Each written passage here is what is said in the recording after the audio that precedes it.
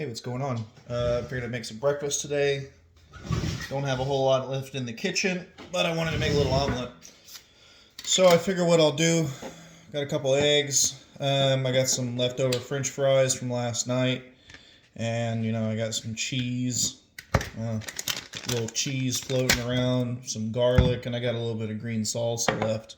So I figure what I'll do is I'll just make a little California style omelet. Don't have any protein, so I guess we won't have any of that. If you had any sausage or whatever, you could definitely use that.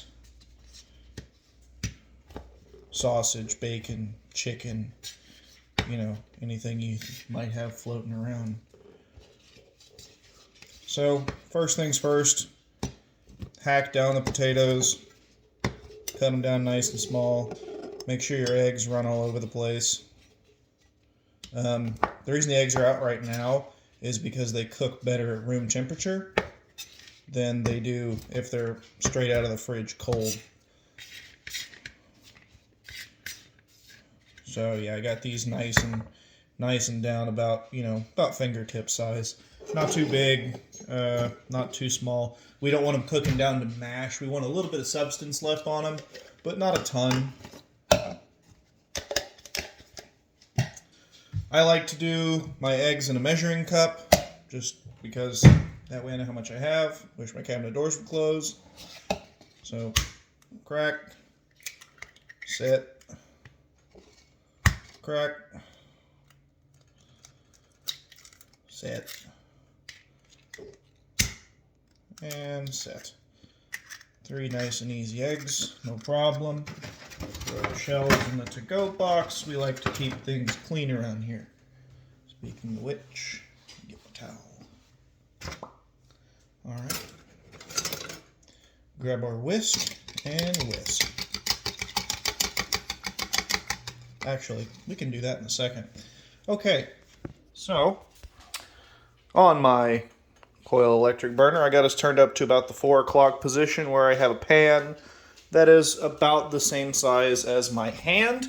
You know what? Because I don't want, a crazy huge pan. The cat is going to keep me company today. Save on some utensils by using a fork. Get my garlic out, because I didn't get my garlic out. Now I like to use vegetable oil. You can use butter if you want. If you're not sure though, if you're new, I definitely recommend cooking oil because it doesn't burn as easily. So pour yourself a nice little, I don't know, 1-inch circle. And we'll let that get hot real quick. Get myself some nice B-roll here. B-roll. So it's important to remember while you're cooking to be putting things away when you're done with them. You don't need to leave stuff out. Just makes for a messy countertop. While the oil's getting hot, I like to get my spices out. Get the things out I'm going to use.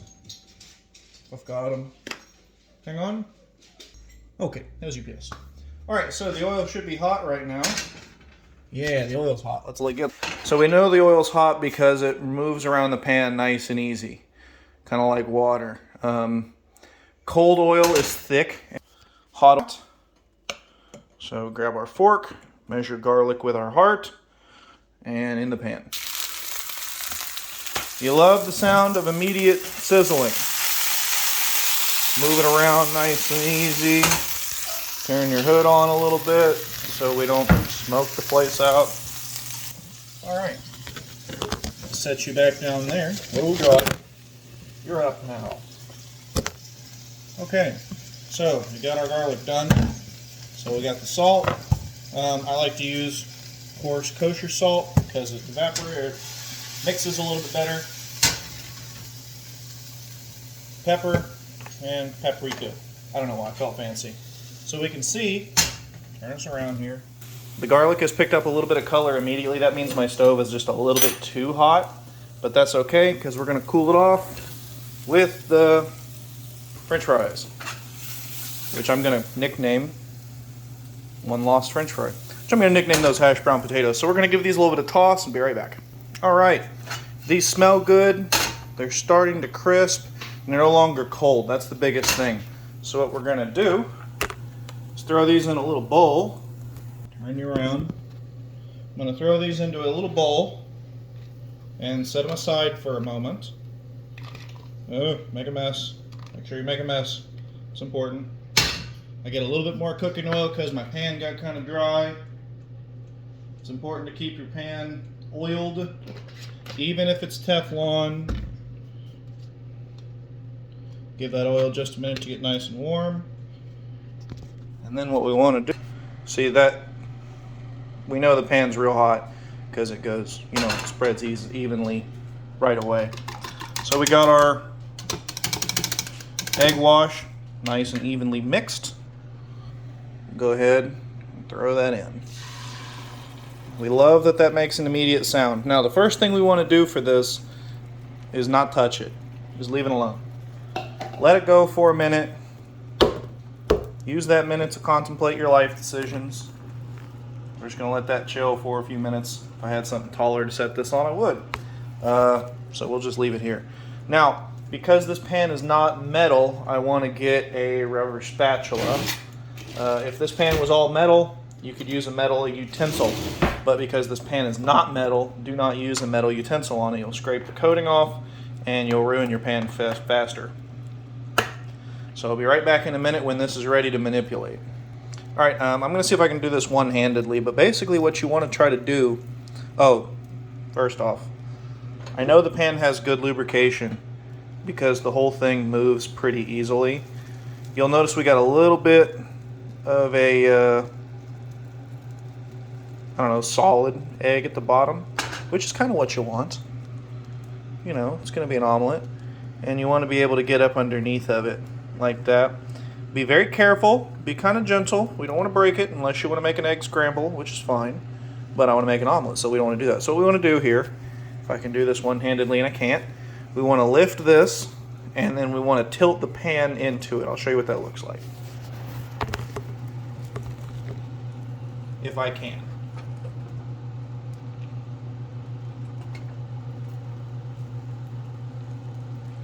So right now what I'm doing is kind of picking up the sides and tilting the liquid egg scramble into the bottom of the pan, the hottest part of the pan. What this is going to do is create a little bit of depth to the egg. So you lift, do this one-handedly, lift, and then tilt so that that liquid runs up underneath. And it'll basically empty this out from being as liquid as it is, and it'll give you a little bit of depth. Now is when we want to add our cheese. We'll be right back. Okay, cool. So cheese is down, sharp cheddar, potatoes are down. Throw a little bit of salt in there because you don't want to salt uncooked eggs. They'll go watery, I promise. A little bit of pepper. And we're extra fancy today, so we'll use a little bit of paprika. Oh yeah. Now, we know that this is well lubricated because the whole thing moves. If it was stuck, you'd have a hard time doing what you're doing. So we'll grab a plate.